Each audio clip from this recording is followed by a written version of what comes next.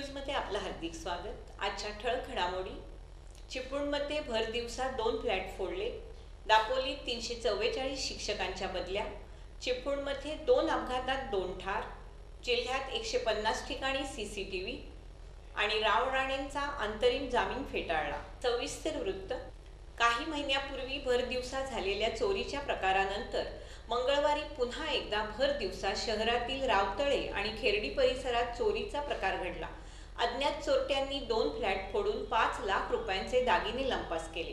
या प्रकरणी पोलीस यंत्रणा तपासाला लागली असून अज्ञात चोरट्यांवर गुन्हा दाखल करण्यात आलाय। या प्रकरणी डॉक्टर अंजली शारंगपाणी यांनी फिर्याद दिली। दुपारी 12 ते 4 दरम्यान डॉक्टर शारंगपाणी यांच्या बंद सदनिकेचं कुलूप फोडून चोरट्याने आत प्रवेश केला। त्यानंतर बेडरूममधील कपाटातील 1,25,000ची सोनसाखळी, 25,000चा नेकलेस, 50,000च्या अंगठ्या, 45,000चे टॉपजोड असे 2,50,000चे दागिने लांबवले। खेर्डी येथील हेमंत बादल राहत असलेली सदनिका फोडून 65,300 रुपये मंगळसूत्र, 50,000चा सोन्याचा हार, 65,000च्या बांगड्या, 25,000ची चेन, 25,000चे रिंग जोड, 10,000चं सोन्याचं लॉकेट, 5,300 रुपयाचं मंगळसूत्र, 1,000चे पैंजण असा 2,47,850 रुपयांचा ऐवज लंपास केला। गेल्या कित्येक वर्षापासून रखडलेल्या शिक्षकांच्या बदल्यांना लोकसभा निवडणुकीच्या पार्श्वभूमीवर संदर्भ मिळाला आणि दापोली तालुक्यातील 344 शिक्षकांच्या ऑनलाईन बदल्या झाल्या। दापोली तालुक्यात जिल्हा परिषदेचे 721 शिक्षक कार्यरत आहेत। 344 शिक्षकांच्या बदल्या झाल्या असल्या तरी तालुका अंतर्गत आणि तालुक्याबाहेर किती शिक्षक गेले ही माहिती अद्याप पंचायत समितीच्या शिक्षण विभागाकडे आलेली नाही।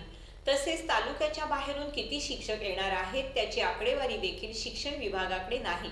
शहराच्या आजूबाजूला आपल्या पुढारपणामुळे तळ ठोकून बसलेल्या शिक्षकांचे या बदल्यामुळे धाबे दणाणले। आता त्यांना दुर्गम भागात स्थलांतरित करण्यात आलं तर ते कोणत्या पवित्रा घेतात याकडे सर्वांचं लक्ष लागून राहिलंय। शहरातील गोवळकोट आणि डीबीजे महाविद्यालयानजीक मंगळवारी रात्री झालेल्या 2 अपघातात दिलीप ठाकरे आणि अरुणा निवळकर यांचा मृत्यू झाला।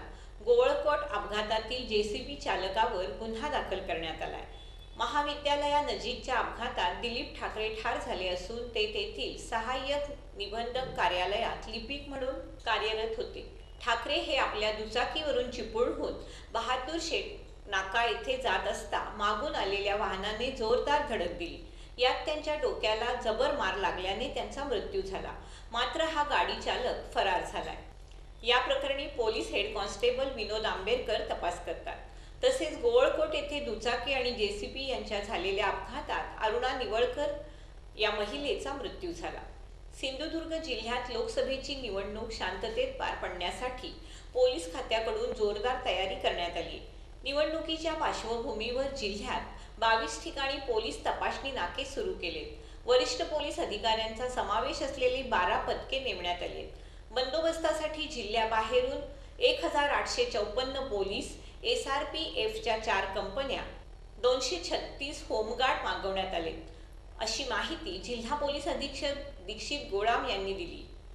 राजकीय गुन्हेगारी असलेल्या 303 जणांवर प्रतिबंधात्मक कारवाई सुरू करण्यात आली। 42 जणांवर हद्दपारीची कारवाई करण्यात येत असून त्यातील 19 जणांचे प्रस्तावही हद्दपारीसाठी प्रांत अधिकाऱ्यांकडे पाठवण्यात आले। सतत अवैध दारूचे गुन्हे करणाऱ्या 50 जणांचेही हद्दपारीचे प्रस्ताव करण्यात आले। जिल्ह्यात 150 सीसीटीव्ही कॅमेरे लावण्यात आले असल्याचं गेडाम यांनी सांगितलं। चिपळूण तालुक्यातील रामपूरच्या सरपंच श्रिया रावराणे यांच्या आत्महत्येप्रकरणी गुन्हा दाखल झालेले त्यांचे पती धनंजय रावराणे यांचा अंतरिम जामीन खेड न्यायालयानं फेटाळला। श्रिया रावराणे यांच्या मृत्यूला त्यांचे पती धनंजय रावराणे हेच जबाबदार असून त्यांच्यावर कठोर कारवाई करण्याची मागणी श्रियाच्या माहेरच्या मंडळींनी केली होती। याच तक्रारीवरून येथील पोलिसांनी तपास करून पती धनंजय रावराणे यांना मुंबई येथे ताब्यात घेतलं। मात्र त्यांची तब्येत बिघडल्याने त्यांना अंतरिम जामीन मंजूर करण्यात आला होता। बुधवारी या अर्जावर सुनावणी होऊन त्यांचा जामीन अर्ज न्यायालयानं फेटाळला।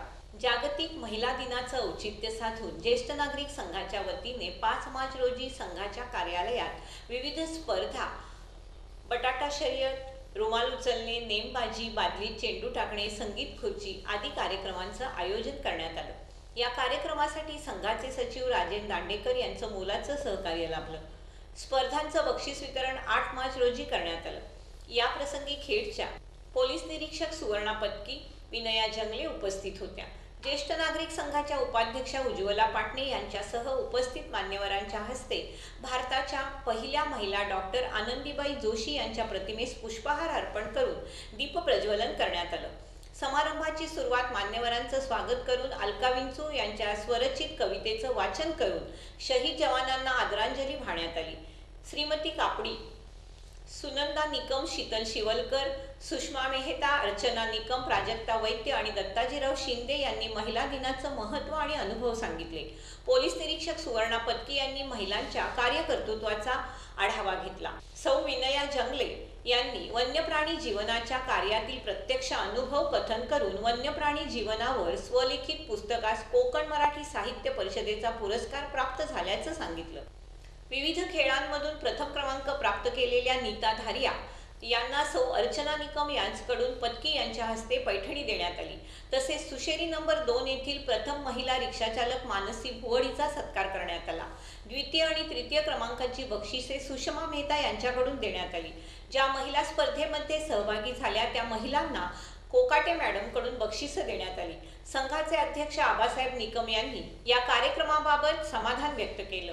संघाच्या उपाध्यक्षा उज्ज्वला पाटणे यांनी उपस्थितांचे आभार मानले.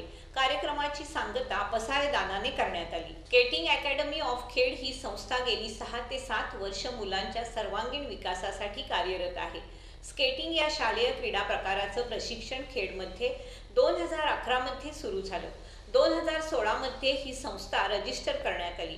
या संस्थेचे प्रमुख प्रशिक्षक विजय निगडेकर यांनी खेड येथील गोळीबार मैदान येथे स्केटिंगच्या प्रात्यक्षिकांचं आयोजन केलं होतं. यावेळी महिला प्रशिक्षक योगिता पाटणे, अक्षता कांबळे, शरद पालकर यांच्यासह विद्यार्थी उपस्थित होते.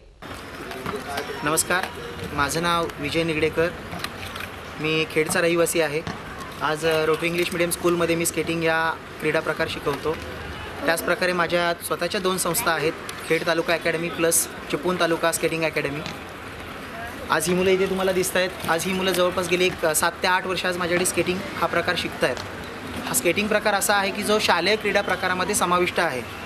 या स्केटिंग प्रकारामुळे आज बऱ्याचशा गोष्टी मुलांच्या फिजिकल ॲडव्हान्टेजेस मिळण्यासाठी प्लस हा जो काही गेम आहे हा गेम आपल्याला मुंबई, पुणा, कोल्हापूर अशा मेट्रो सिटीजमध्ये शिकायला मिळतो. पण आज आम्ही थोडासा प्रयत्न केला आहे की जेणेकरून हा गेम आपल्या इथल्या खेड तालुक्यातल्या ग्रामीण भागातल्या मुलांना देखील शिकता यावा या कारणास्तव. कारण तसा गेम म्हणायला गेला तर हा थोडासा एक्सपेन्सिव्ह गेम आहे, पण त्याला आम्ही जेवढं आपल्या मुलांना म्हणाले की स्टार्ट. मी आयुष्य अभय तलाठी. आम्ही रत्नागिरी खेड येथे स्केटिंग करतो आहे. गेले 7 वर्ष मी स्केटिंग करते आहे. स्केटिंग सगळ्याच मुलांसाठी एक आकर्षण असतं, पण जेव्हा आपण खरे स्केटिंग करायला येतो तेव्हा ते खूप आनंदी आणि खूप कॉम्पिटिटिव्ह होत जातं.